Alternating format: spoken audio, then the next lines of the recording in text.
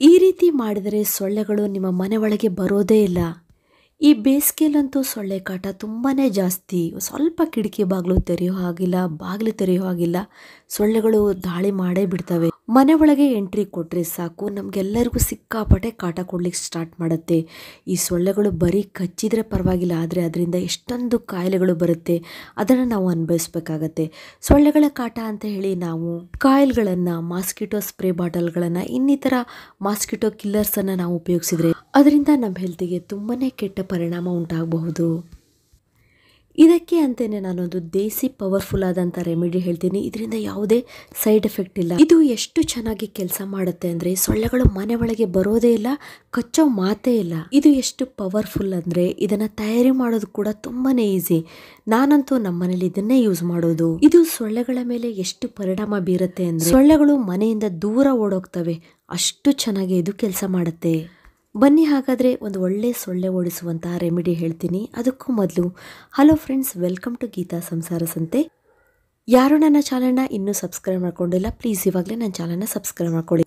ಜೊತೆಗೆ ತುಂಬ ಜನ ಕಮೆಂಟ್ಸ್ ಮಾಡ್ತಾ ಇದ್ದಾರೆ ನನ್ನ ಎಲ್ಲ ವೀಡಿಯೋಗಳ ನೋಟಿಫಿಕೇಷನ್ ನಿಮಗೆ ಸಿಗ್ತಾ ಇಲ್ಲ ಅಂತ.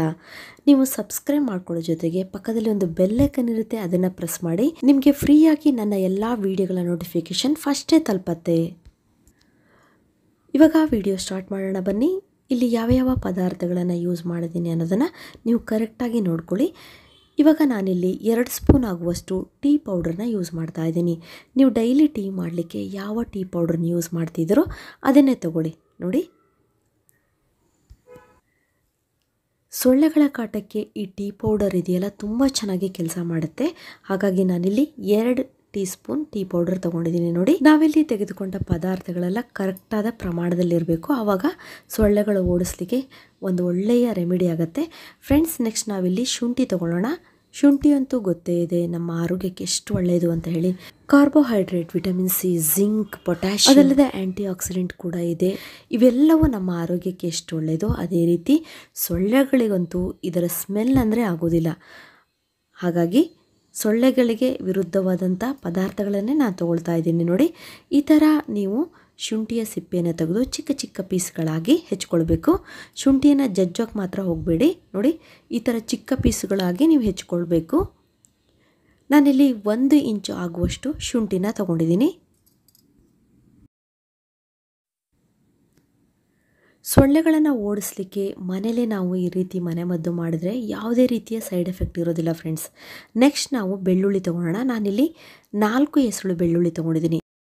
ಫ್ರೆಂಡ್ಸ್, ಈ ಬೆಳ್ಳುಳ್ಳಿನ ನಾವು ಡೈಲಿ ತಿನ್ನುವುದರಿಂದ ಥಂಡಿ ಶೀತ ನಮಗೆ ಬರೋದಿಲ್ಲ, ನಮ್ಮಲ್ಲಿ ಇಮ್ಯುನಿಟಿ ಪವರ್ ಹೆಚ್ಚಾಗುತ್ತೆ, ಅದ್ರ ಜೊತೆಗೆ ಗ್ಯಾಸ್, ಆ್ಯಸಿಡಿಟಿ ಅಂತ ಸಮಸ್ಯೆಗಳು ಕಡಿಮೆ ಆಗುತ್ತೆ. ಇದು ಹಾರ್ಟಿಗೆ ಒಳ್ಳೆಯದು, ಕೊಲೆಸ್ಟ್ರಾಲನ್ನು ಕಡಿಮೆ ಮಾಡುತ್ತೆ, ಬಜ್ಜನ್ನು ಕಡಿಮೆ ಮಾಡ್ಕೊಳ್ಳಿಕ್ಕೂ ಈ ಬೆಳ್ಳುಳ್ಳಿ ತುಂಬಾ ಒಳ್ಳೆಯದು. ಹಾಗಾಗಿ ಬೆಳ್ಳುಳ್ಳಿನ ನಾವು ಯಾವಾಗ ತಿನ್ನಬೇಕು, ಬೆಳಗ್ಗೆ ಎದ್ದ ತಕ್ಷಣ ಖಾಲಿ ಹೊಟ್ಟೆಯಲ್ಲಿ 1 ಎಸಳು ಬೆಳ್ಳುಳ್ಳಿನ ಹಾಗೆ ಅಗೆದು ತಿನ್ನಬೇಕು.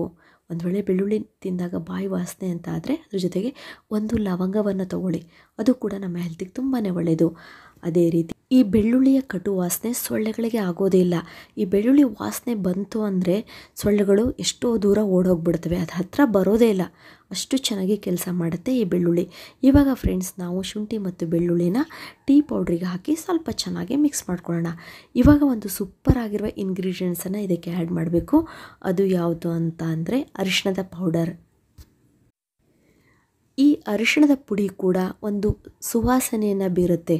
ಈ ಸುವಾಸನೆ ನಮಗೆ ತುಂಬಾ ಇಷ್ಟ. ಆದರೆ ಸೊಳ್ಳೆಗಳಿಗೆ ಈ ಅರಿಶಿಣದ ಕಟು ವಾಸನೆ ನೋಡಿದರೆ ಅದು ಓಡೋಗುತ್ತೆ. ಯಾಕಂದರೆ ಇದರಲ್ಲಿ ಆ್ಯಂಟಿಸೆಪ್ಟಿಕ್ ಪ್ರಾಪರ್ಟಿ ಇದೆ, ಸೊಳ್ಳೆಗಳಿಗೆ ಆಗಬರೋದಿಲ್ಲ. ಅದರಲ್ಲಿರುವಂಥ ಸೆಲ್ಸ್ಗಳೆಲ್ಲ ಡ್ಯಾಮೇಜ್ ಆಗಲಿಕ್ಕೆ ಸ್ಟಾರ್ಟ್ ಆಗುತ್ತೆ. ಹಾಗಾಗಿ ಈ ಅರಿಶಿಣ ಪುಡಿನ ನಾವು ತೊಗೊಂಡಿದ್ದೀವಿ.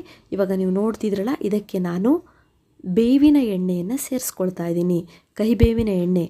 ಒಂದು ವೇಳೆ ನಿಮಗೆ ಕಹಿಬೇವಿನ ಎಣ್ಣೆ ಸಿಕ್ಕಿಲ್ಲ ಅಂದರೆ ಇದಕ್ಕೆ ಎಳ್ಳೆಣ್ಣೆ, ತಪ್ಪಿದರೆ ಕೊಬ್ಬರಿ ಎಣ್ಣೆಯನ್ನು ಕೂಡ ಆ್ಯಡ್ ಮಾಡ್ಕೊಳ್ಬೋದು. ಕೊಬ್ಬರಿ ಎಣ್ಣೆನೂ ನಾವು ಯೂಸ್ ಮಾಡಿದಾಗ ತುಂಬ ಒಳ್ಳೆಯ ರಿಸಲ್ಟ್ ಸಿಗುತ್ತೆ. ನೋಡಿ, ಇವಾಗ ನಾವು ಇದನ್ನು ಚೆನ್ನಾಗಿ ಮಿಕ್ಸ್ ಮಾಡ್ಕೊಳ್ಳೋಣ. ಇಲ್ಲಿ ಎಲ್ಲ ಪದಾರ್ಥಗಳು ನಿಮಗೆ ಮನೇಲಿ ಸಿಗುತ್ತೆ, ಆದರೆ ಬೇವಿನ ಎಣ್ಣೆ ಎಲ್ಲರ ಮನೇಲಿ ಇರೋದಿಲ್ಲ. ನೀವು ತಕ್ಷಣ ಇದನ್ನು ತಯಾರಿ ಮಾಡಿಕೊಳ್ಬೇಕು ಅಂದರೆ ನೀವು ಕೊಬ್ಬರಿ ಎಣ್ಣೆನ ಸೇರಿಸ್ಕೊಳ್ಳಿ. ನಿಮಗೆ ಸಾಧ್ಯವಾದಾಗ ಬೇವಿನ ಎಣ್ಣೆನ ತಂದು ಯೂಸ್ ಮಾಡಿ, ತುಂಬ ಚೆನ್ನಾಗಿ ರಿಸಲ್ಟ್ ಸಿಗುತ್ತೆ. ಇವಾಗ ನಾವು ಇದನ್ನು ನೀಟಾಗಿ ಮಿಕ್ಸ್ ಮಾಡ್ಕೊಳ್ಳೋಣ. ಇದನ್ನು ನಾವು ಮಿಕ್ಸ್ ಮಾಡಿದ ಮೇಲೆ ಒಂದು ಪಾತ್ರೆಗೆ ಅಥವಾ ಚಿಕ್ಕ ಬಾಣಲಿಗೆ ಹಾಕಿ, ಇಲ್ಲ ನೀವು ಒಗ್ಗರಣೆ ಸೌಟು ಅಂತೀರಲ್ಲ, ಸ್ವಲ್ಪ ಅಂಥ ಸೌಟಿಗೆ ಹಾಕ್ಬಿಟ್ಟು ನೋಡಿ ಸ್ವಲ್ಪ ನಾವು ಇದನ್ನು ಬಿಸಿ ಮಾಡಬೇಕು. ಸೊಳ್ಳೆಗಳನ್ನು ಓಡಿಸ್ಲಿಕ್ಕೆ ಈ ರೆಮಿಡಿ ತುಂಬಾ ಸೂಪರ್. ಯಾವುದೇ ರೀತಿಯ ಸೈಡ್ ಎಫೆಕ್ಟ್ ಇಲ್ಲ. ಅದರಲ್ಲೂ ಮನೇಲಿ ಮಕ್ಕಳು ಇರ್ತಾರಲ್ಲ, ಚಿಕ್ಕ ಮಕ್ಕಳಾದವರು ಮತ್ತು ವಯಸ್ಸಾದವರು ಇದ್ದರೆ ಈ ಪವರ್ಫುಲ್ ಆದಂಥ ರೆಮಿಡಿ ಸೂಪರ್ ಅಂತ ಹೇಳ್ಬೋದು. ಯಾಕಂದರೆ ಇದರಿಂದ ಯಾವುದೇ ರೀತಿಯ ಸೈಡ್ ಎಫೆಕ್ಟ್ ಇಲ್ಲ. ಇನ್ನು ನಮ್ಮ ಮನೇಲಿರುವಂಥ ಕೀಟಗಳು ಅಂದರೆ ಯಾವುದೇ ರೀತಿಯ ಬ್ಯಾಕ್ಟೀರಿಯಾಗಳಿದ್ರೂ ನಾಶ ಆಗುತ್ತೆ. ನಮ್ಮ ಮನೆಯ ಒಂದು ವಾತಾವರಣ ಫ್ರೆಶ್ ಆಗುತ್ತೆ. ಫ್ರೆಂಡ್ಸ್, ಇವಾಗ ಇದನ್ನು ನಾನು ಸ್ಟವ್ ಮೇಲೆ ಇಟ್ಬಿಟ್ಟು ಸಿಮ್ಮಲ್ಲಿ ಸ್ಟವನ್ನು ಇಟ್ಕೊಳ್ಬೇಕು. ತುಂಬಾ ಹೈ ಫ್ಲೇಮ್ ಮಾಡ್ಕೊಳ್ಬೇಡಿ. ನೋಡಿ, 2-3 ನಿಮಿಷ ನಾವು ಇದನ್ನು ಚೆನ್ನಾಗಿ ಬಿಸಿ ಮಾಡ್ಕೊಳ್ಬೇಕು. ನಾವು ಬೆಳ್ಳುಳ್ಳಿ ಎಲ್ಲ ಹಾಕಿರ್ತೀವಲ್ಲ, ಆ ಎಲ್ಲ ಪದಾರ್ಥಗಳ ಅಂಶ ಈ ಎಣ್ಣೆಲಿ ಬಿಟ್ಕೊಳ್ಬೇಕು. ಅಲ್ಲಿವರೆಗೂ ನಾವು ಚೆನ್ನಾಗಿ ಇದನ್ನು ಫ್ರೈ ಮಾಡ್ಕೊಳ್ಳೋಣ. ಇವಾಗ ನೀವು ನೋಡ್ತಿದ್ರಲ್ಲ, ಇದು ಚೆನ್ನಾಗಿ ಫ್ರೈ ಆಗಿದೆ. ನಾನು ಸ್ಟವನ್ನು ಆಫ್ ಮಾಡಿದ್ದೀನಿ. ತಣ್ಣಗಾದ್ಮೇಲೆ ನಾವು ಇದನ್ನು ಉಪಯೋಗಿಸ್ಕೊಳ್ಳೋಣ. ಇವಾಗ ನೋಡಿ, ಚೆನ್ನಾಗಿ ತಣ್ಣಗಾಗಿದೆ. ಹಿಂದೆಲ್ಲ ಸೊಳ್ಳೆಗಳನ್ನು ಓಡಿಸ್ಲಿಕ್ಕೆ ಇದೇ ರೀತಿಯ ಮನೆಮದ್ದನ್ನೇ ಬಳಸ್ತಾ ಇದ್ರು. ಹಾಗಾಗಿ ಅವರು ತುಂಬಾ ಆರೋಗ್ಯವಾಗಿದ್ದರು. ಅವರಿಗೆ ಯಾವುದೇ ರೀತಿಯ ಸಮಸ್ಯೆ ಇರ್ತಿರ್ಲಿಲ್ಲ. ತಲೆನೋವಾಗಲಿ, ಇಲ್ಲ ಉಸಿರಾಟದ ಸಮಸ್ಯೆ, ಶ್ವಾಸಕೋಶದ ಸಮಸ್ಯೆ, ಕಣ್ಣಿಗೆ ಸಂಬಂಧಪಟ್ಟ ಸಮಸ್ಯೆ ಏನೂ ಇರ್ತಿರ್ಲಿಲ್ಲ. ಆದರೆ ನಾವಿವಾಗ ಎಷ್ಟೊಂದು ಒಳ್ಳೆ ಫುಡ್ ತಿಂದರೂ ಕೂಡ ನಮಗೆ ಯಾವುದೋ ಒಂದು ರೀಸನ್ನಿಂದ ಹಲವಾರು ರೀತಿಯ ಪ್ರಾಬ್ಲಮ್ಸ್ ಉಂಟಾಗುತ್ತೆ. ಯಾವುದರಿಂದ ಹೀಗಾಗಿದೆ ಅನ್ನೋದು ಗೊತ್ತೇ ಆಗೋದಿಲ್ಲ. ನಮ್ಗೆ ಗೊತ್ತಿಲ್ಲದ ಹಾಗೆ ನಾವು ಕೆಮಿಕಲನ್ನು ಬಳಸ್ತಾ ಇರ್ತೀವಿ.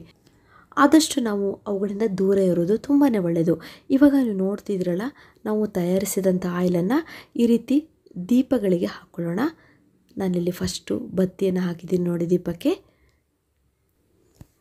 ನೀವು ಈ ಥರ ದೀಪಗಳಿಗೂ ಹಾಕ್ಕೊಳ್ಬೋದು. ಒಂದು ವೇಳೆ ನೀವು ಆಲ್ರೆಡಿ ಈ ಸೊಳ್ಳೆಗಳನ್ನು ಓಡಿಸ್ಲಿಕ್ಕೆ ರಿಫಿಲನ್ನು ಯೂಸ್ ಮಾಡ್ತೀರಿ, ಅದರಲ್ಲಿ ಕೆಲವೊಂದು ಆಯಿಲನ್ನು ಹಾಕಿರ್ತೀರಿ, ಅದರ ಬದಲು ನೀವು ಈ ಆಯಿಲನ್ನೇ ಯೂಸ್ ಮಾಡ್ಬೋದು. ಫ್ರೆಂಡ್ಸ್, ನೀವು ನೋಡ್ತಿದ್ರಲ್ಲ, ಸೊಳ್ಳೆಗಳನ್ನು ಓಡಿಸ್ಲಿಕ್ಕೆ ಕೆಮಿಕಲ್ ಫ್ರೀ ಆಯಿಲ್ ತಯಾರಾಯಿತು. ಆದರೆ ಅಷ್ಟೇ ಪವರ್ಫುಲ್ ಆಗಿದೆ. ಇದನ್ನು ನೀವು ಹಚ್ಚಿದಾಗ ಸೊಳ್ಳೆಗಳು ನಿಮ್ಮ ಮನೇಲಿ ಒಂದೇ ಇರೋದಿಲ್ಲ, ಅದಕ್ಕೆ ಉಸಿರು ಕಟ್ಟದ ಅನುಭವ ಆಗ್ತಾ ಇರುತ್ತೆ. ಆ ವಾಸನೆ ಅದಕ್ಕೆ ತಡ್ಕೊಳಕ್ಕಾಗ್ತಾ ಇರೋದಿಲ್ಲ. ಕಣ್ಣೆಲ್ಲ ಉರಿಲಿಕ್ಕೆ ಸ್ಟಾರ್ಟ್ ಆಗುತ್ತೆ. ಆವಾಗ ಸೊಳ್ಳೆಗಳು ಓಡಿ ಮನೆಯಿಂದ ಹೋಗ್ತವೆ. ಅಷ್ಟು ಚೆನ್ನಾಗಿ ಇದು ಕೆಲಸ ಮಾಡುತ್ತೆ.